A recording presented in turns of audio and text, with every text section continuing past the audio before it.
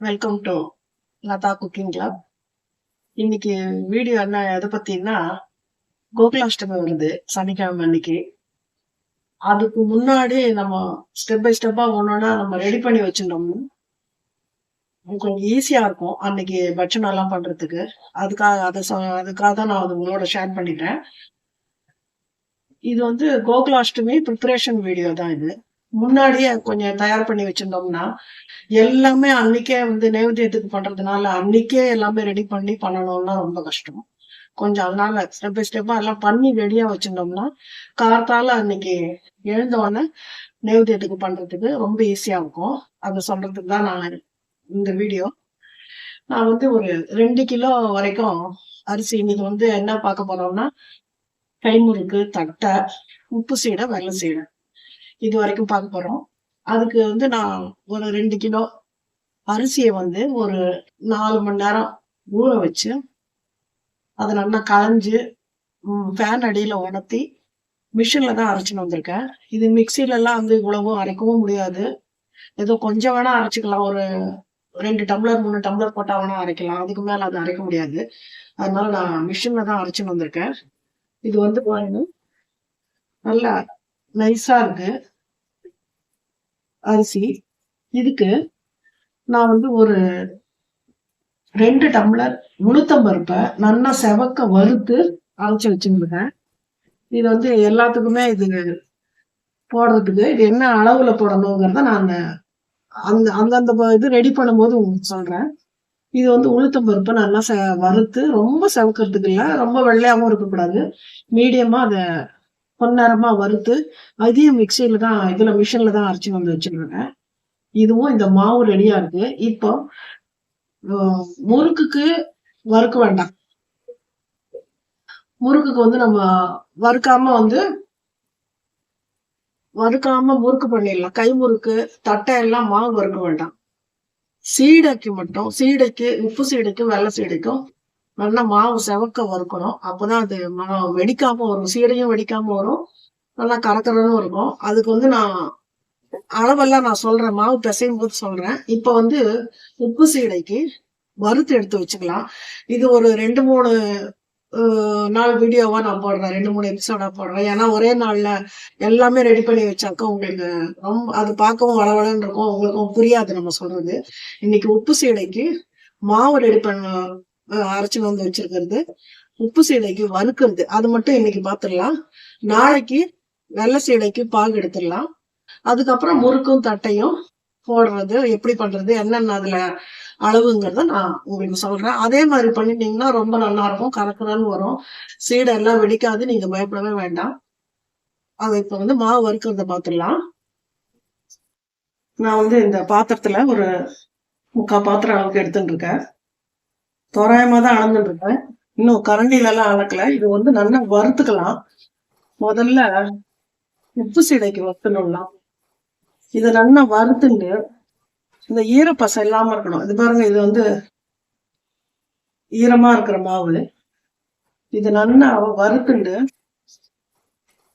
அதுக்கப்புறம் வந்து இதை நல்லா எடுத்து வச்சுட்டோம்னாக்கா சூடு ஆறுன உடனே மாவு எப்போ வேணாலும் பிசைஞ்சிக்கலாம்.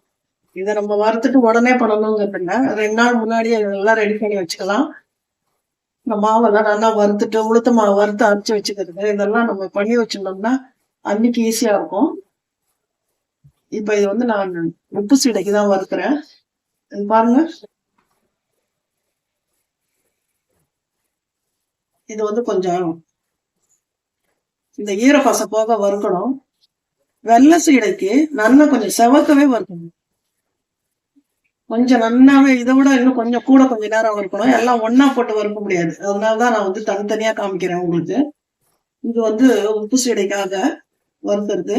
இது நான் சீடை பண்ணும்போது இதுக்கு தேவையான அளவு, அதுல வந்து சேர்க்க வேண்டிய பொருட்கள் அதெல்லாம் நான் வந்து அப்ப நான் சீடை பண்ணும்போது உங்களுக்கு சொல்றேன். வெண்ணெயை வந்து வாங்கி முதல்ல ஃப்ரிட்ஜில் தான் வச்சுட்டு இருக்கோம். அது நம்ம ரெடி பண்ற அன்னைக்கு வெண்ணெய் எடுத்து வெளியில கொஞ்ச நேரம் வச்சுட்டு வெண்ணெய் போட்டு தான் பண்ண போறோம். இது பாருங்க, சூடு இப்பதான் வந்திருக்கு. நான் இன்னும் கொஞ்சம் இது வறுக்கணும். இது மாவு நம்ம வறுக்கிறது வந்து இது பாத்தீங்கன்னா தெரியும். இது பாருங்க, இப்படி நீட்டா போட்டோம்னா நீளமா இப்படி வரணும். இது இன்னும் கொஞ்சம் வரல, ஈரம் இருக்கு பாருங்க. இன்னும் கொஞ்சம் வறுத்துக்கலாம்.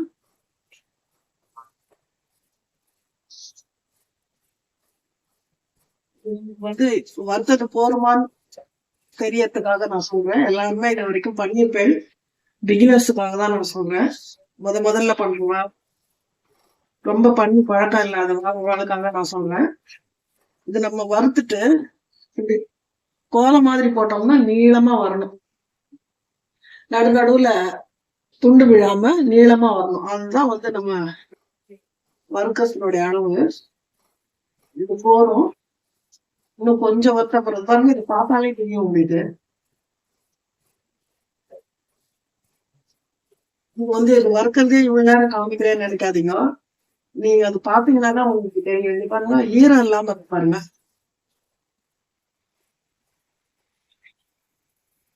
இது பாத்தீங்கன்னா தெரியும். பாருங்க, ஈரம் இல்லாம இருக்கு. அப்படியே தெரியும் நமக்கு. ரொம்ப லேசா இருக்கும் மாவே. பாருங்க, ஈஸியா இருக்கும் பாருங்க வறுக்கிறது. அவன் முதல்ல வறுக்கிறதுக்கும் இப்ப வறுக்கிறதுக்கும் ஈஸியா இருக்கும். அது வந்து ஈரத்தோட அந்த மாவு வறுக்கிறதுக்கும் இது பாருங்க, இந்த மாதிரி வறுத்தா போறோம். இது பாருங்க, நல்லா வறுபட்டு இருக்கு. இப்ப நான் காமிக்கிறேன். இப்ப பாருங்க, வருதுங்களா? நீட்டா கோலம் போட்டா இந்த மாதிரி வரணும்.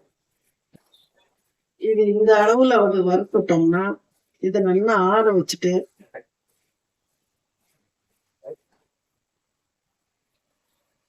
இப்ப நான் இதை அடுப்பு அணைச்சிட்டேன்.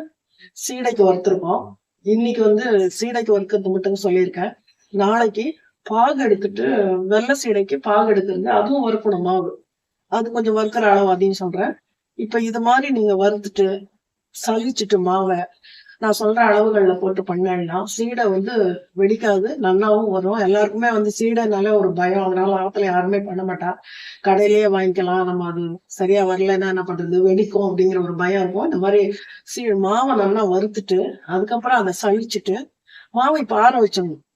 சூட்டோட சலிக்க வேண்டாம். இதை நல்லா ஒரு நியூஸ் பேப்பர்ல போட்டு நல்லா ஆற வச்சுட்டு அதுக்கப்புறமா வந்து நம்ம பண்ணும்போது அதை சலிச்சுட்டு அதுக்கேத்த உளுந்த மாவு எல்லாத்தையும் நம்ம போட்டு பிசைஞ்சு பண்ணினோம்னா வெடிக்கவே வெடிக்காது. நீங்களும் அது மாதிரி பண்ணி பாருங்கிறதுக்கு தான் நான் சொல்றேன். இன்னைக்கு உப்பு சீடைக்கு வறுத்துருக்கோம். நாளைக்கு வந்து வெள்ளை சீடைக்கு வறுத்துட்டு எப்படி பாகு எடுக்கிறதுன்னு நாளைக்கு சொல்றேன் உங்களுக்கு. தேங்க்யூ.